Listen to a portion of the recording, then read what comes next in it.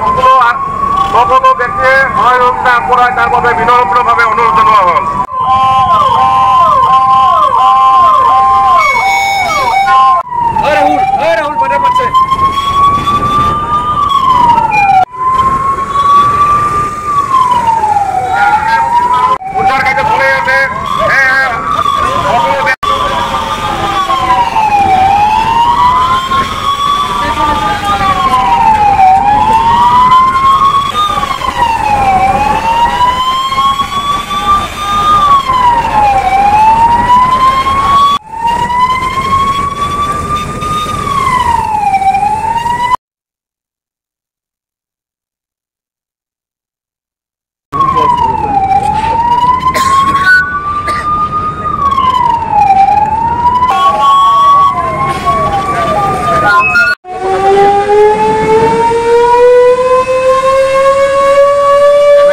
আমি আজি মক ড্ৰিল কৰোঁ।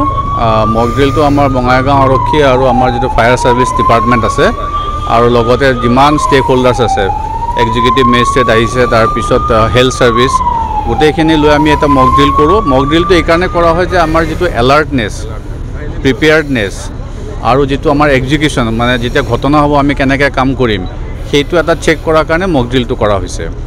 আৰু এনেকৈ বিভিন্ন মক ড্ৰিলৰ কাৰ্যসূচী আমি লৈছোঁ। আজি আমি এইটো এটা চিন ল'লোঁ ইয়াত চিনেমা হলত জুই লগা, আৰু অন্য পৰৱৰ্তী সময়ত অন্য ধৰণৰ আমি মক ড্ৰিল কৰি যাম। মই ভাবোঁ যে মক ড্ৰিলটো কৰিলে সকলো কাৰণে এটা সুবিধা হয়, যাতে কিবা এটা যদি দুৰ্ঘটনা হয় কোনে কি কৰিব, কাৰ কি ৰোল আছে সেইখিনি সঠিকভাৱে পালন কৰা হয়। মানে ৰাইজে এলাৰ্ট থাকিব লাগে। ৰাইজে যেতিয়া এনেকুৱা দুৰ্ঘটনা ঘটে তেতিয়া ছিকিউৰিটি ফ'ৰ্চেছ ফায়াৰৰ লগত কোঅপাৰেট কৰিব লাগে। আৰক্ষীবিলাক যেনেকৈ ডিৰেক্ট দিয়ে এনেকুৱা পালন কৰিব লাগে, তেতিয়া গৈ মানে এনেকুৱা দুৰ্ঘটনাটো কণ্ট্ৰল কৰা যায়। ইয়াৰ পৰা শিকিব পাৰিছেনে সেইবিলাক? বহুত কিবা শিকিব জনা হ'ল।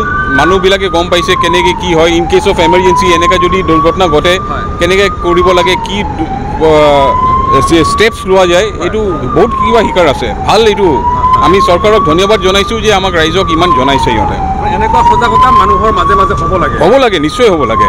যেনেকৈ এতিয়া চিনেমা হলত দেখাইছে, এনেকৈ কিবা বিল্ডিঙতো দেখাব লাগে। যদি কোনোবা ঘৰত যদি এনেকুৱা দুৰ্ঘটনা ঘটে অথবা কোনোবা মাৰ্কেটত এনেকুৱা দুৰ্ঘটনা ঘটে, তেনেহ'লে কি ষ্টেপছ লোৱা যায়, ৰাইজে কেনেকৈ একশ্যন ল'ব লাগে, কেনেকৈ ছাপোৰ্ট কৰিব লাগে, কেনেকৈ কোঅপাৰেট কৰিব লাগে, এইটো ভাল হয়। এইটো মানে এটা পুলিচৰ পৰা আৰু ফায়াৰ ব্ৰিগেডৰ পৰা যোনখিনি হেল্প হ'ব লাগে এইখিনিতো ভালে দেখা পালোঁ। বহুত কিবা শিকিব পাৰিছে। যেনেহ'লে আপোনাৰ ধৰক কিবা জুই লাগিলে কেনেকুৱা বাচিব লাগে, এই ধৰণৰ কাম কৰাতে দেখাইছে। এইটো মানুহ নিজে অলপ শিকিব লাগে, এইটোৱে।